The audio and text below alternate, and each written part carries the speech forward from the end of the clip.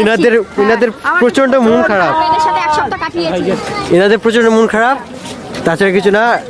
আমরা নেমে পড়লাম আবার কি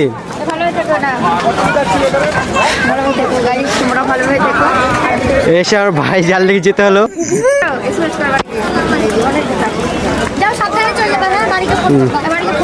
ঠিক আছে থাকো তাহলে, তাহলে থাকো, সাবধানে যাইও, তাহলে হবে। ইনশাল্লাহ দোয়া করো 5 জন হোক। মনু খাওয়া করতে পারো।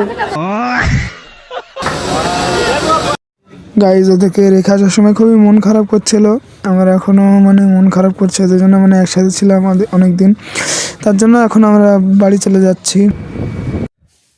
সো গাইজ আমরা দেখে বুঝতে পারছেন আমরা বাড়ি পৌঁছে গেছি, ঠিক আছে। তাই বেশি দেরি না করে আমরা মানে ব্লগটা এখানে শেষ করছি, ঠিক আছে।